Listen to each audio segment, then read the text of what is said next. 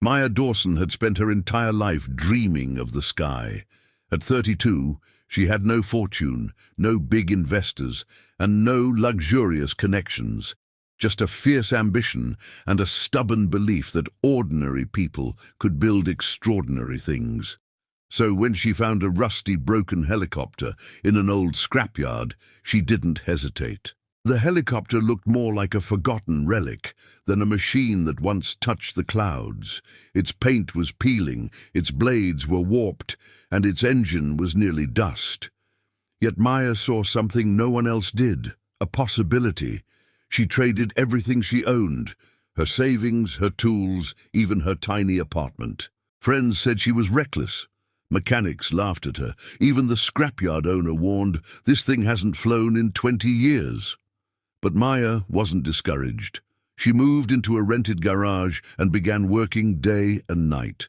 Every bolt she tightened felt like one step closer to her dream. She taught herself engineering basics through old manuals and online tutorials. The more she learned, the more she realized the magnitude of her challenge. The wiring was tangled, the fuel system beyond repair, and the rotor assembly dangerously unstable. But she kept going, documenting her progress like a scientist chasing a breakthrough. Months passed. She took freelance repair jobs during the day to earn money and spent nights rebuilding the helicopter.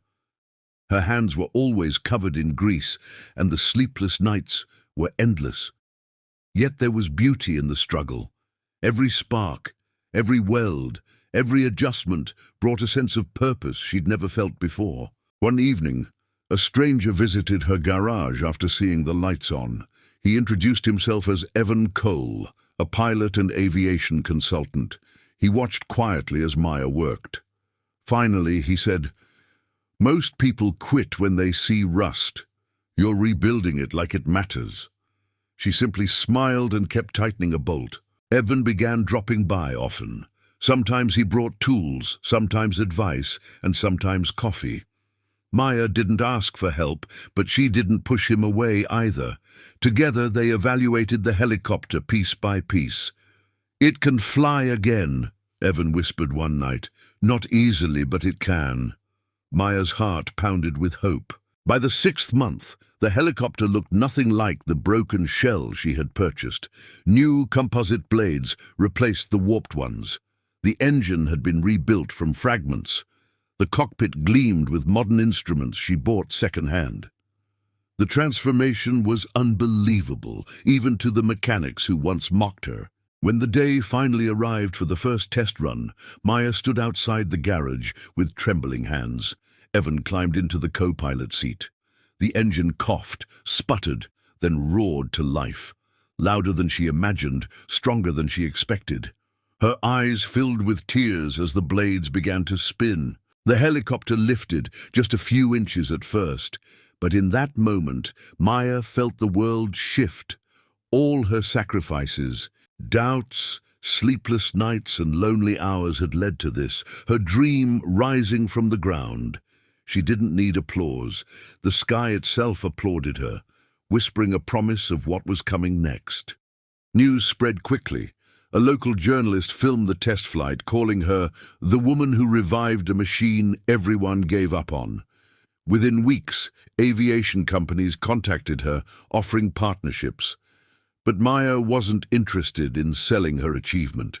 She wanted to build something bigger, something that would redefine affordable air transport. With Evan's help, she founded Skyrise Engineering, a startup dedicated to converting old, abandoned aircraft into efficient, low-cost flying machines for medical transport and disaster relief.